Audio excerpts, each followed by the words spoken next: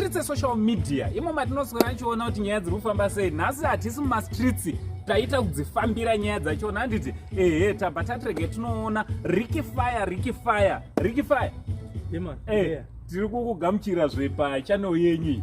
Blessings, we give thanks. Zviri kudi Everything proper, everything blessed. We can't complain. We just give thanks for life. We thank God. We thank God. Veruzhinji vari kunze vangada kuziva kuti zita raRicky Fire pachitupa. Handiti pachitupa kuti vakazochinonga murodhomo anombonzani. Vanoriziva zvisingaiti zita rakashambadzwa zvekuti munhu wese anotoriziva kuti iro ndiro. Alright. Kuti vari kutoriziva topfuura rekuti Ricky Fire. Uchingoposta ipapa uchaona macomments vachiritaura.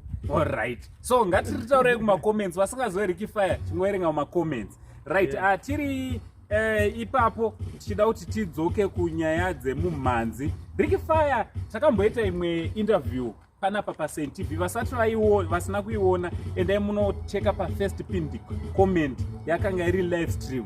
Tichida kudzoka zvakare pakubvunza mbunzo yandakambobvunza kune vasina kunzwa kuti Ricky Fire akatanga mumhanzi rini uye akazvitanga sei. Ndiani akainspire Ricky Fire? Music ndakatanga long back. Alright. And I was inspired by the Most High God. Alright. And I'm from a musical family, so music iri mandiri. Andina kukura ndichiti I want to be a musician. Okay. Because music yagara iri muropa rangu, because I'm from a musical family. Alright. My father was a musician. Okay. You understand? So bloodline rangu ndere music. Saka zvinhu zvakangotanga zvega because zvinhu zviri muropa. You understand? And I'm inspired by the Most High God. I was inspired by the Most High God. Alright. Yeah. Vamwe vanga vakutonetseka kutoti Ricky Fire futi mwana musician. Yeah man. Tine vamwe of recent ndakambonotaura nechikomana ichi mwana watonga imoyo iye Peter de Wamoyo. Handiti so Ricky Fire vanhu vangada kubva vaziva kuti baba vaRicky Fire vainzani uye vaimba musambo upi. Isusu takakura kare tinoiziva mumhanzi avo. If you still remember song yakambonetsa paRadio Stereki inonzi Gore Renzara. Rino igore renzara. Yes. That's my father. Yes. Yeah.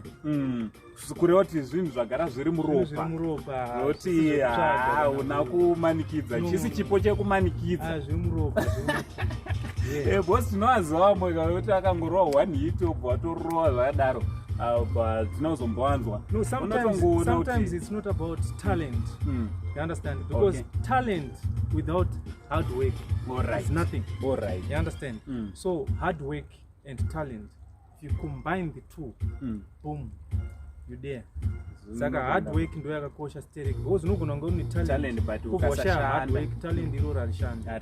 So it's all about hard work, focus. You understand? Yes. Yeah.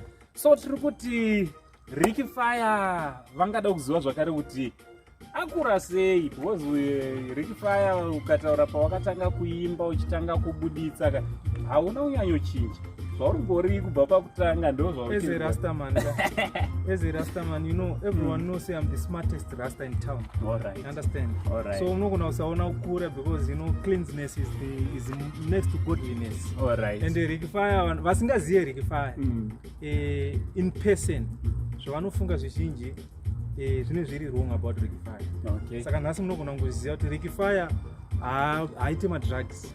Ricky Fire haarove kana chamba. Ricky Fire haarove masigarettes. Ricky Fire haamwe doro. That's why ndichiluka young because aurove mabhotoro. Vanhu vakawanda vanototi vakaona Rastaman obva vati anenge akadhakwa zvisingaiti but 100% sober.